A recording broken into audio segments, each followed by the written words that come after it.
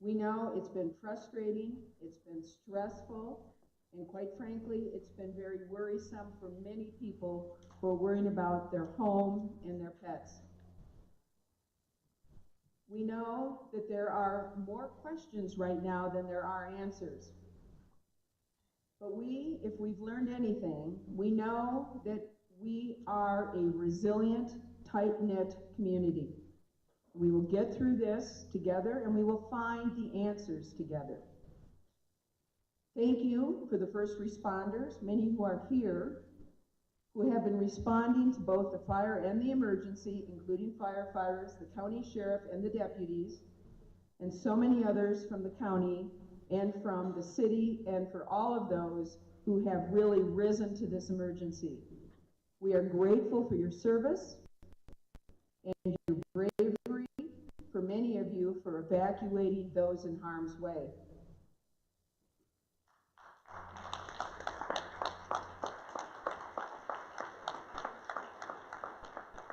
Now, the county is going to continue to share with you timely updates as they become available. In fact, tonight, you're going to hear from the Coconino County Sheriff's Office, Coconino County staff, including the Flood Control District and the Health and Human Services Director, and as well as hearing from the Coconino National Forest Incident Command and those others that are responding to this fire, and also from the National Weather Service.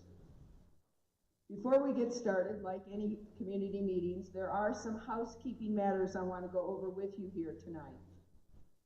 Each speaker is going to give remarks. There will be time for questions. However, we are going to ask that these questions occur at the end. After the remarks are completed, we will open this up for questions. And for those of you that have questions, we were going to have some microphones lined up, and so I was to say, please line up behind the microphones. There are no microphones, but Trey Williams, who is here with us this evening, does have a mic, and just raise your hand and he'll bring the mic to you. Now, we know that many of you may have questions, and so in order for everyone to have an opportunity to ask questions, we ask that you ask one question per person. And we ask that you not repeat a question, that if a question's been answered, please do not re-ask it. Again, this is because we want to hear from everybody and answer those questions that you may have. I want to also remind everyone that may have been evacuated from your home to please contact the Tunnel Fire Call Center. I'm going to read this to you, but you can get this number on the county website. It's 928-679-8525.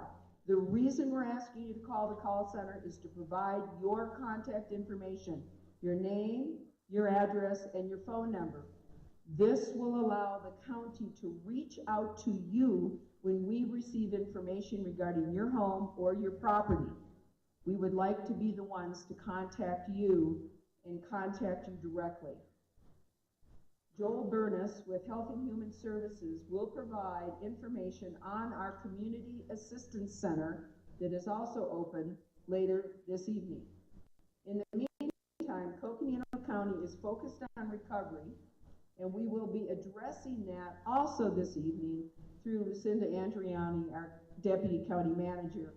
Many of you remember Lucinda Andriani from the Schultz Fire, and unfortunately many of you lived through that Schultz Fire and the Schultz Fire flooding. Again, we want to thank you for coming here tonight. This is a time for neighbors to help neighbors, and once again, we're Coconino strong. So thank you for being here tonight, and I also want to introduce you to two members of the Board of Supervisors who are impacted, their district is impacted directly from this. Judy Begay, who's here on District 4, and also Geronimo Vasquez, Supervisor Vasquez from District 2. We also have another supervisor with us. We've almost got the full board up here, and that is from District 5, Supervisor Lena Fowler. With that, it is my turn to turn this over to District 2 Supervisor and Vice Chair of the Board, Geronimo Vasquez. Geronimo.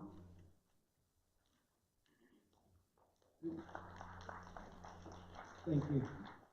Good evening, everyone. Thank you for coming tonight. Unfortunately, under these circumstances.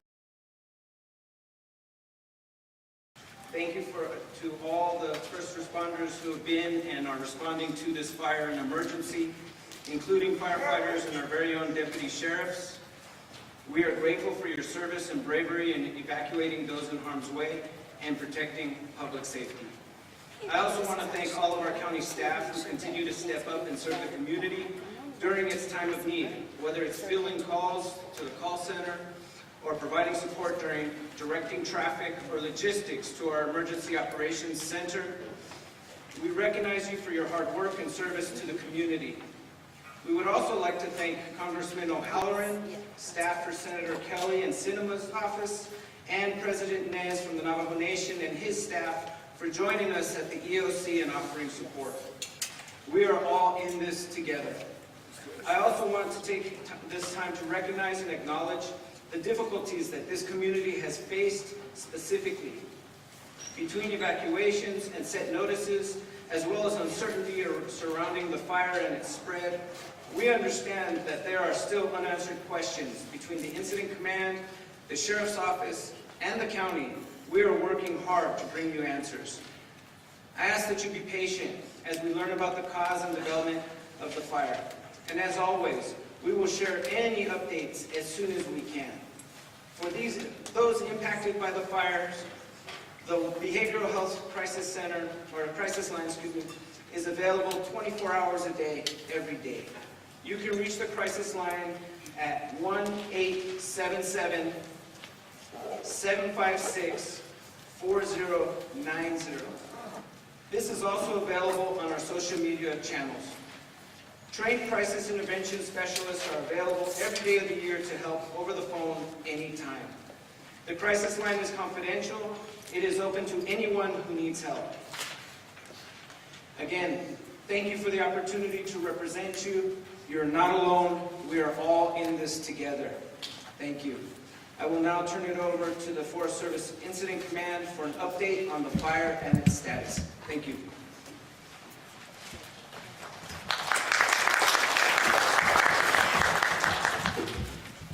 Hi, good afternoon. My name is Matt Brown. I'm the incident commander for the Northern Arizona Type 3 team that currently has taken the command of the tunnel fire as of this morning. So, and I've been asked to kind of explain who and what we are. So I'll start there and it's been a couple minutes. So, who we are is a group of first responders comprised of various agencies within the local area. So federal, state, local cooperators. And we're all a bunch of individuals that have come together as a group, as an incident management team. The purpose of what we do is to respond primarily to emerging incidents. So the tunnel fire, we're here, it's an example of the emerging incident. And then also, you know, we're here until either a more higher qualified incident management team is in place, and or we get to a point where we can hand an incident back to a local unit. So, so that's what we are. And again, I want to stress that we are a local group of people. We're all personally invested in this area, in this community. A lot of us are from the Flagstaff area, live here, maybe grown up here, etc. So, you know, this is a very personal thing for me and my team, and we hope to do you guys justice in our work. So. With that, I'll hand this over to my operations section chief, Stephen Van Kirk, for an operational update on the fire.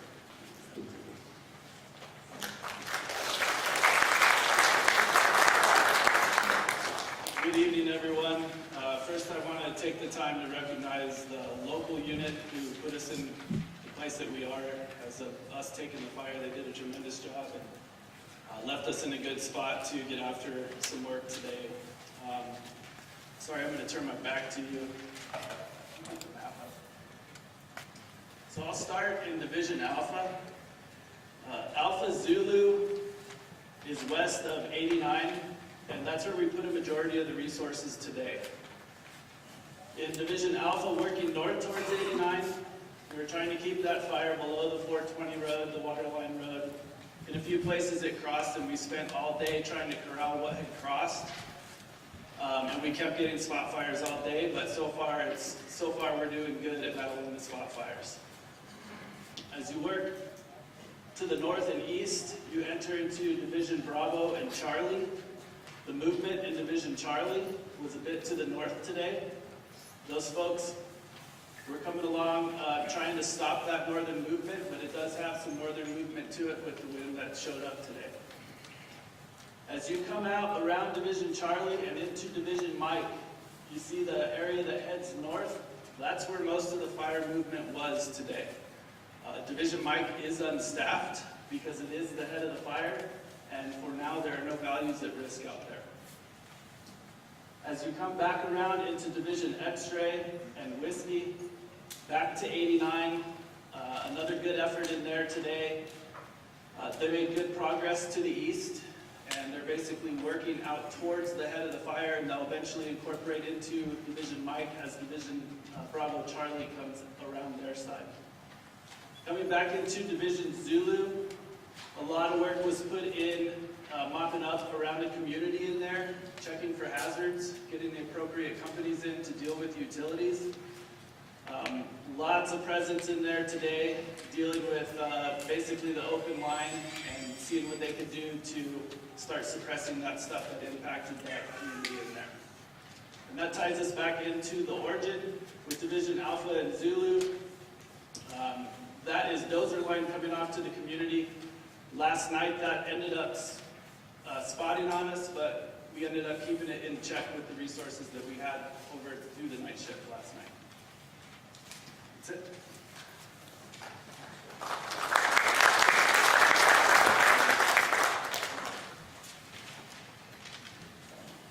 I believe that is Stephen Van Kirk, Operations Section Chief for the Incident Management Team.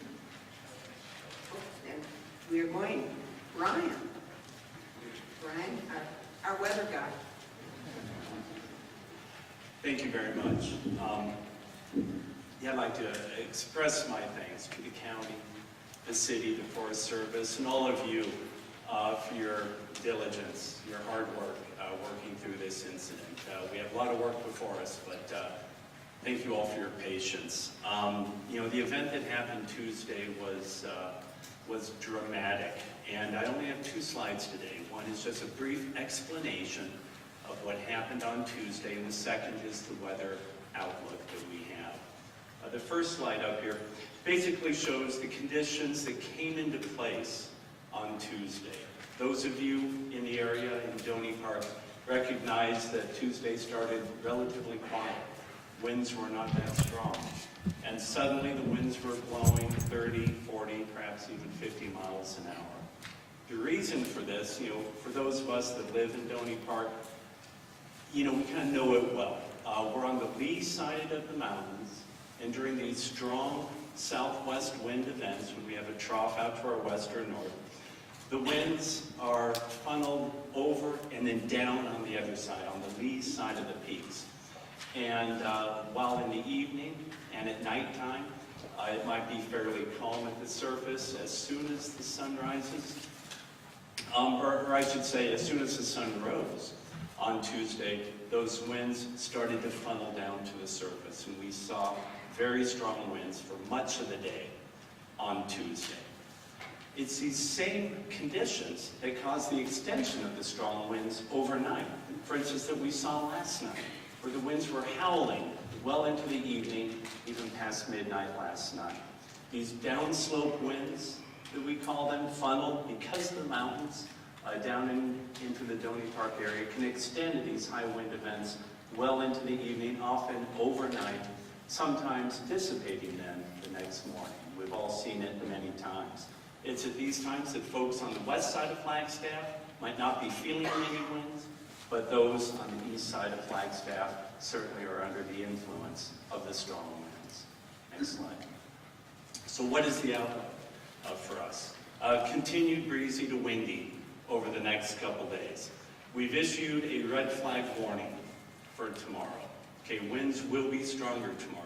Relative humidities will decrease, bringing what we call critical fire weather conditions to the area. conditions that are conducive to rapid wildfire growth. Let's move on. Beyond that, these conditions are expected to continue well into Thursday night, especially on the east side of Flagstaff in the Doney Park area, with the strong winds continuing well into Thursday evening. We have a strong front moving into the area on Friday. This is a good news, bad news scenario. The good news is temperatures will be cooler. Relative humidities will rise on Friday, so we're not going to have those critically low relative humidities on Friday. Bad news, the winds will be even stronger on Friday. We're looking at gusts perhaps up to 50 miles an hour on Friday. Okay? The front will pass. Temperatures will cool significantly Friday and then Saturday, Sunday through Monday. We're going to have a shift of the winds to the north as the front passes through. These will be lighter winds, probably 15 to 20 from the north, continuing Saturday, Sunday, and then into Monday. Next week, looks like breezy southwest winds will continue in our typical springtime pattern. We'll crank up once again. How do things look for the rest of the year, or at least for the rest of our spring season? It is spring in Flagstaff, which means it's going to be breezy, mostly dry, with only occasional storms out there. Right now, I don't see any significant storms in the near future. There's a chance of some showers on Friday with that frontal passage, but beyond that, it's going to be dry. So folks, we have entered our fire season, okay? It's going to be a long one this year. We're going to need patience. We're going to need your help to get through this. So, and the National Weather Service is here to help any way we can as well. So, thank you.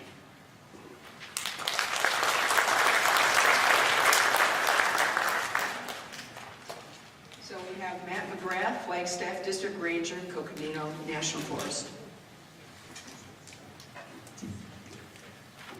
Good afternoon, everybody. My name is Matt McGrath. I'm the District Ranger for the Flagstaff Ranger District here on the Coconino National Forest. First of all, I want to thank our partners and our cooperators, many of who have already spoken, for our outstanding working relationship. It's unfortunate that oftentimes it's situations like this that actually bring us together, but at least when we have these situations, we know that we work very well together as we try to address it. Matt and Stephen were able to share an operational update, and then also I've got a weather update, which is not great for the next couple of days. But beyond those things, I also want to take a moment to acknowledge the pain and the stress in the community. I understand it, and I feel it too, because most of our folks, as Matt talked about, are from Flagstaff. I've lived here for 4 years now. I can't imagine a better place to be. And a lot of the folks out on the line are from here. A lot of them are born here and raised here, and are under that same critical stress and concern that many of the folks here in the room are going through right now. Several folks have been evacuated. One of our employees lost their home. So we understand it. We understand how you're feeling, and we feel it with you.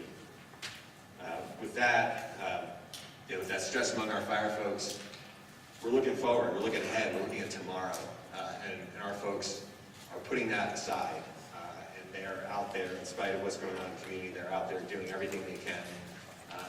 They're concerned about what happened the past couple days, but they're focused right now on moving forward and doing everything they can to keep folks safe from here on out. So I want to thank everybody for your time today. I want to thank you for your understanding, and really just acknowledge that we understand what people are going through, because many of our folks are going through it too. Thank you.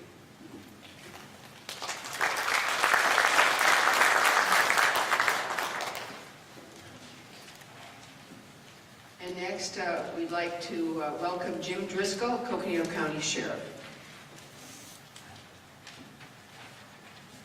Well, thank you and good evening. As you've heard tonight, all of us understand the frustration and the inconvenience that you've all been put through. This is a difficult time. We have county employees, we have people who work for us as law enforcement officers and staff that are also evacuated. And they understand, but it is certainly difficult and frustrating for them as well. They can't even get home to change their uniforms. So we share, I guess, in some of the pain you're experiencing right now. The role of law enforcement is fourfold for these kinds of disasters and wildland fires. The first is to evacuate, successfully and safely evacuate. Then to provide security in those evacuated areas, provide traffic control in those areas, and then finally to provide an orderly and safe re-entry.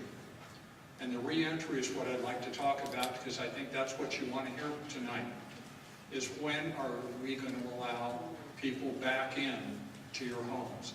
And believe me, I would love to be able to tell you when. I would love to be able to say when exactly this is going to happen.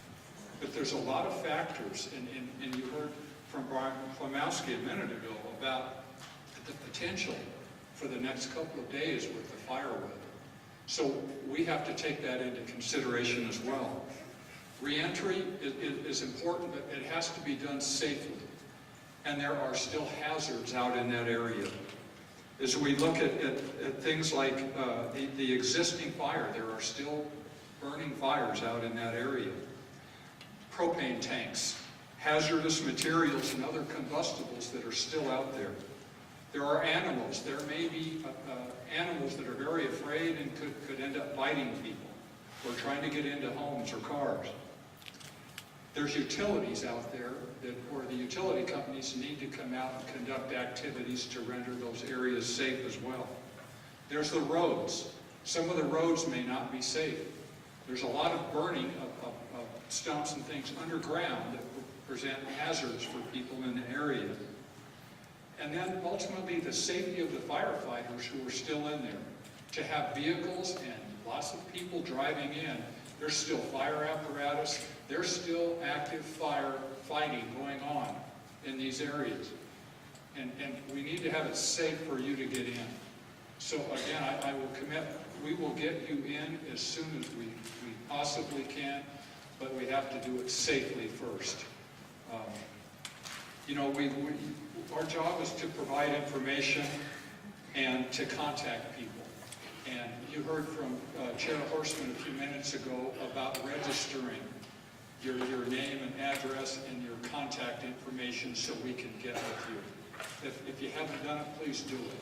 That's so important so that we're not delayed, so we don't have people who somehow don't get that message when the all clear is given and people are allowed back into their homes. We will also continue to have staff and deputies out there as well to make sure it's safe and that we don't have people inappropriately coming into that area that don't live there, either, you know, souvenir people who are looking for souvenirs or photos or things that they're really not entitled to get. The last thing I want to say is there were a lot of us involved in this. This wasn't the law enforcement aspect and fire. We have people from Arizona Department of Public Safety, from Game and Fish, Forest Service Law Enforcement, Flagstaff Police helped us. Navajo County Sheriff's Office is there helping us. Coconino County Public Works has essentially shut down all our operations so they can help us. But we have volunteers in the community that help. Our community emergency response team, CERT, and our search and rescue have been working round the clock, keeping the areas safe and getting people evacuated out of there. So, lastly, I just want to say that the decision to get you back in is one that's going to be made in conjunction with the Fire Incident Command. We don't make this on our own. When it is safe, we will have that discussion and we will make the decision to allow people back in and then do our best to conduct an orderly and safe re-entry. Thank you.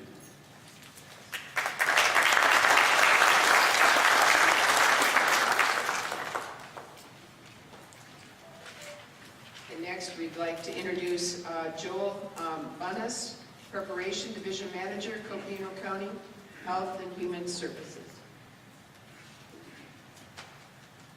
Good evening, everybody. I'm Joel Bunis from Coconino County Health and Human Services here to talk about the Assistance Center. I'm glad you all came tonight. I'm glad you're relatively safe and sound. So until you can go back, you're opening up an Assistance Center. You can go to the next slide. So this is how the concept works, essentially. There's a couple of different ways to access the Assistance Center, and the idea is a need that you may have. You've identified a need. There's a couple of ways that I'll get to on how you contact the Assistance Center, and then we get in contact with the service provider and take care of your need. That's the whole concept behind it. So next slide. All right, there are 3 ways to access the Assistance Center. The first is tomorrow. It was mentioned earlier that we're going to have an in-person, an actual Assistance Center, and we are. It opens at 9 o'clock tomorrow and closes at 7 o'clock tomorrow evening. From 12:30 to 3, there'll be food services there available to hand out food or supplement any nutrition needs that you have. The other way to do it is to call our call center. I can't read it from here without keeping turning around, but that's the phone number. You also saw when you came in this morning, or this evening, cards that were at the front desk at the bottom of the stairs. There's a QR code on here that if you take a picture of that with your camera, it will link you to our website where you can fill out an assistance form. So those are the 3 ways you can do it. You can either call our call center, who will ask you for your name, address, and phone number, and what needs you may have, and then that will get forwarded to the appropriate provider. You can come in person, we'll register you there, say what your needs are, and we're going to hook you up with the appropriate provider. And then the third way is to just log on to our website at coconino.az.gov, and the very first thing that will come up on the top says Tunnel Fire. And you click on there, and it'll bring you to all of the different resources. So next slide. All right, so to better serve your needs, these are the only things you need to come prepared with. A name, address, and phone number. That's it, that's all you need. And then what services that you may need, and I'll cover that in just about a minute. So next slide. So here's how it works. You either arrive at the Assistance Center or you contact the call center. That request is then taken in with your name, address, and phone number. So you give that either to the call center or to the human being you're dealing with at our Assistance Center. And then we then forward that information to the service provider. It's very straightforward and it's meant to be very simple.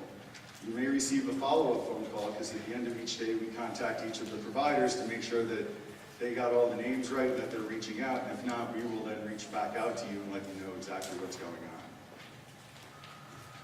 on. So, we go back on. So the different services that are going to be available, behavioral health services, and that's if you want to talk to a counselor or just talk to somebody. Food, water, housing assistance, animal care, and financial assistance. There are a couple of animal shelters that are currently set up for both small and large animals that we can direct you to. And that is all I have. So you can either call in, go to our website, or come to the Assistance Center in person. So thank you.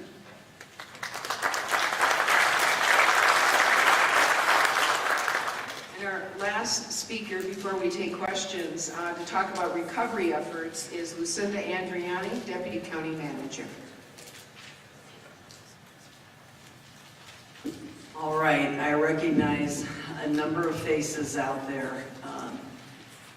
It's been a while, but I think many that were with us through Schultz, we were with you through Schultz, the fire and flooding, know me, recognize the name, and I'm definitely a little grayer and older and whiter right now than I was then, but I hope that you remember the level of caring that I have for this area and how much I personally invested in the efforts that took place out there after the fire and the catastrophic flooding, and that caring hasn't diminished. I care deeply for this area, and we will work extremely hard to do whatever we can to support the recovery out in this area. So I want you to know that that commitment runs deep with the entire team at the county, runs very deep with the Public Works team and all the different teams that are involved in response right now. So, as you've heard, I want to also really, extend my sympathy. This is a loss. I mean, this is a really difficult time, and it is going to be a very impactful event. And I want you to know that I'm very sympathetic of what you're experiencing and how challenging a time this is going to be. And I want you to know we're going to be here with you through the entire process, like we were last time.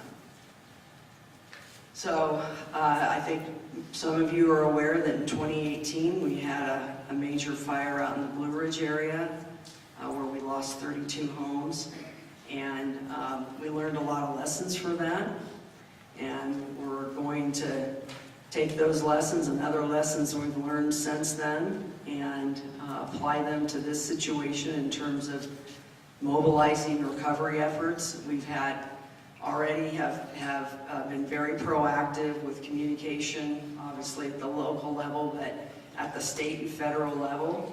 And we've been working very closely with the state and federal emergency organizations. And we've got tremendous support, and I want to acknowledge that our congressional representatives have, Tom O'Halloran, Representative O'Halloran was here last night and is coming back this evening. And just tremendous support already. And we have representatives here from Senator Kelly and Sinema's office as well. And they are already really advocating on your behalf and supporting our advocacy efforts. So we're also reaching out to a lot of other types of services, as Joel shared, but also other entities that can help support. One group that we utilized during the Tinder fire post-fire it's a group called Team Rubicon. They are veterans who have equipment skills and other skills to help with cleanup and recovery after disasters, and we've already been in contact with them.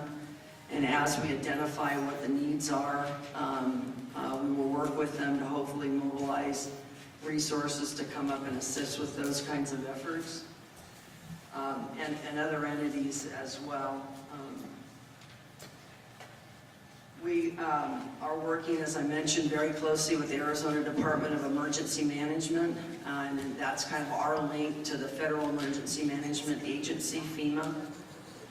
So it's DEMA and FEMA, and we are prepared as soon as the sheriff and the fire team indicate that it's safe for the assessment teams to go in and do property assessment. Everybody's poised, ready to go. The technology's ready. The people are ready. We will have teams going property to property and doing assessments. They will be, a representative from the sheriff's office. There'll be a representative deputy. There'll be a representative from community development, likely one of our building inspectors, as well as a representative, an assessment person from the Department of Emergency Management at the state level, conducting the assessments. And as you know, some of you that went through Schultz, that then there's a process that the state emergency management goes through to decide, what are we qualified for in terms of federal and/or state public assistance or individual assistance, and you have to meet certain thresholds. Very similar, although the thresholds are frankly much higher now than they were during Schultz. So we're working very closely with them to prep everything so we can move through those processes, hopefully very efficiently. And we've got some really great technical assets now that we're utilizing to support those efforts. We're working, we've already engaged all of our waste management vendors and to get dumpsters out into the area and other things to help dispose of any burn materials and other things that going to want to get off your properties. And of course, for other assistance, we're working very closely with United Way already. As Joel mentioned, the Assistance Center, but we're already working with them. As you know, during Schultz, we mobilized over 1,000 volunteers in partnership with United Way, and they are prepared to exercise that effort again to assist all of you with property recovery. And so, you know, with that, I want to then step into, you know, I think many of you know I also serve as the Flood Control District Administrator. And I want to step in, put that hat on for a minute, because we've had a lot of questions about will we see flooding? And that's, you know, not surprising that you're bringing those questions up, and I'm actually, you know, this is an important aspect of what we experience in this area when we have wildfires. You know that better than anybody in this community. So we have tonight, there will be a flight conducted, an infrared flight conducted that will give us very detailed information about the fire and the characteristics of the fire, the intensity of that fire. We have a boundary right now of that fire. It has extended about mid-height, and in some areas, as noted earlier, you know, as far up as the Waterline Road. But with that infrared flight, we will get a lot more detail on you know, what's been burned and the severity of the burn. And it's the severity and the steepness of the slopes that's the critical factors, as those of you that went through this before will remember. So we'll take that information, and tomorrow we'll begin to run the models. There are 5 watersheds that are affected, basically Campbell North through Pocky Trails. And, you know, it's Campbell, Copeland, Peaceful, Thames, and Lenox. And basically those kind of marry up with various neighborhoods there. So we will take that information, we'll run it through the modeling that we did before. You'll remember the Flow 2D modeling that we did to predict under various conditions, rainfall conditions, what's the level of flooding we may see or not see. Obviously, the burn scar from Schultz very much influences what we think will influence what we may see. But I think right now we can expect that we will see some heightened amount of water coming during the monsoon season. And so, but we'll do that analysis if we identify that there is a threat. And there'll be some level of threat, because as some of you experienced more in the northern area, back in 2018 when we had the 1,000-year rain event, you know, you can't predict what kind of rain events we're going to get. And so we will work to identify where are the threats, and if we need to mobilize the resources to manage those threats, we will do so like we did then. And it'll be all boots on the ground and mobilizing very quickly to support you in you know, trying to mitigate those impacts to your properties. So that's where we are. You know, there's a lot of moving parts right now. There's a lot of people working on your behalf, and they all care very deeply about this area.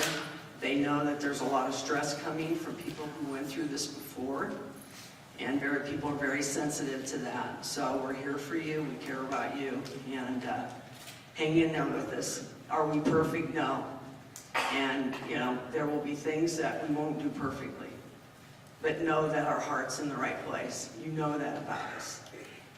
We worked really hard to effectuate the mitigation we did before. We need to rebuild mitigation. If we need to do what we need to do, we will do it.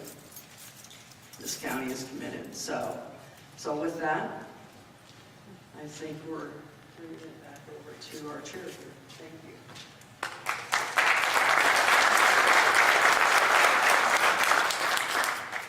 before I forget, I would, because we did forget, Superintendent Mike Pensa, and I want to thank FUSD and Mike Pensa for allowing us to use this wonderful gathering space, and yeah, thank you very much for your time, and letting us use your place this evening. So with that, I know that many of you have questions, and we may not be able to answer them all, but we are going to try. So with that, I would like to, we have our able mic carrier, so if you could raise your hand.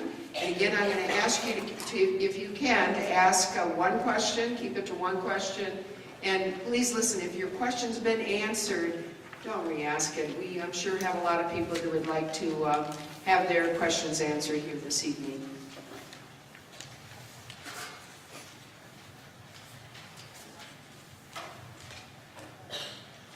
Question. We all know the wind shift. And I did see that it said it was possible to go southwest. So what's being mitigated from like Campbell, there's Saddle and Crestview, and then there's some space in the burned area. What are we doing to mitigate the fire falling back and coming back at us? I'm going to turn this over to the Forest Service.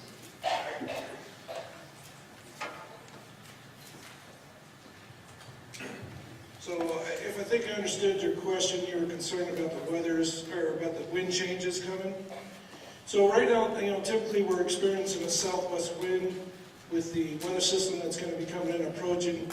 Potentially those winds can shift back to the north and push that stuff back to the south. So what we have right now in the area where we do have fire in the Timberline and Fernwood areas, we're trying to establish control lines, direct lines along those fire edges, and having some degree of success today with that. So, so the idea is to stop that spread within the neighborhood communities, and then be able to monitor and have the resources there to monitor in case something spots out or something of that sort. What's that? You're not doing it ahead of time, you're waiting? No, we have people there. That's what we did all day today. Okay. Yeah, that's our main priority today, tomorrow, until we have that fire stopped completely within that community. That is our number one priority strategically and tactically at this point. So we do have we also did, can we scroll back to that map and I'll just point out a couple things on that if you could.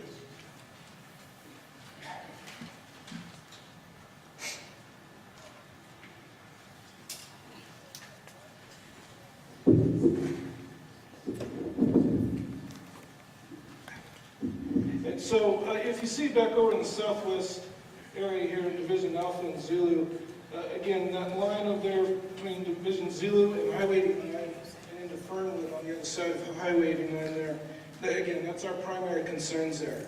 Also in Division Alpha. So that's where the bulk of the resources are working. And, so again, we do have a couple management action points actually set up that aren't on this map. One would be right around where that Division Whiskey alphabet is there.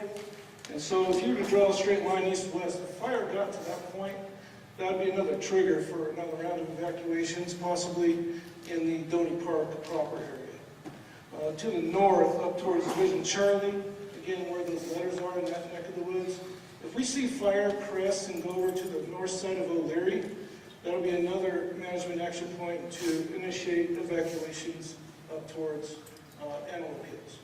So those are two main things that we developed today, not on this map. But to reemphasize again, our focus is today, tomorrow, and however long else we're out here, to stay in that community to try to prevent some sort of issue there.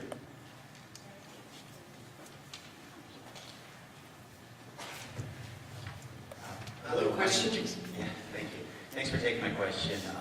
My name's John Washer, and I have property out in Timberline. Last night, I don't know about today, but we did not see air assets. Was that primarily due to weather restrictions, or is it just because it's such an early seasonal event that they just weren't available? And then to kind of follow on that, can we expect to see anything in the coming days? Yeah, let me apologize first. I wanted to to address that when I spoke earlier, but it slipped my mind. So we requested retardant first thing this morning, and we have reached that weather threshold that the fixed wing and the rotor wing assets will not fly. So it's not that it's not being requested, it has been requested, and Air Attack talks to the pilots, and the pilots are not comfortable flying in this wind. So you can imagine what the next 2 days are going to bring.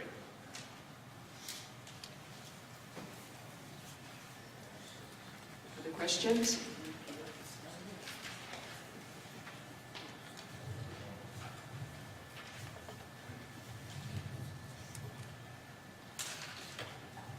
Hi, my question is going to be just a little bit different because I'm not a resident of Flagstaff.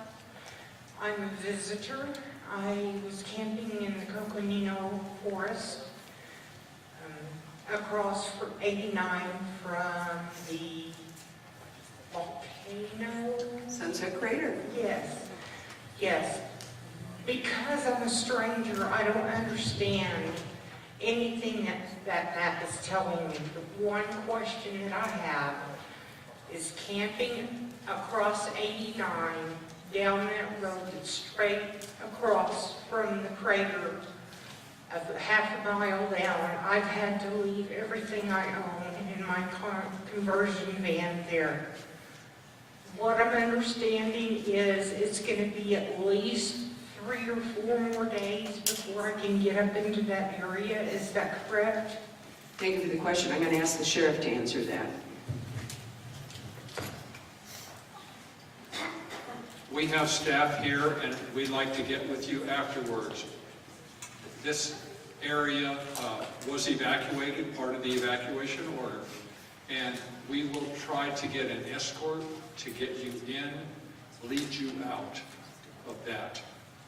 Because that area, the fire people can tell we're safe enough to do that across from Sunset Crater. Okay, yeah. So I have several staff here. We will get with you and try to get you out of there tomorrow. Thank you. You bet.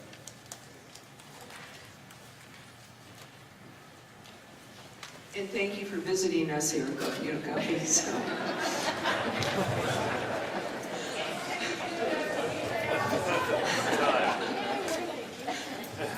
Hi, my name is Mike. First of all, thank you guys for the effort that you're putting out there. I can't imagine the burden that you have to do here. My daughter Cassidy lives here.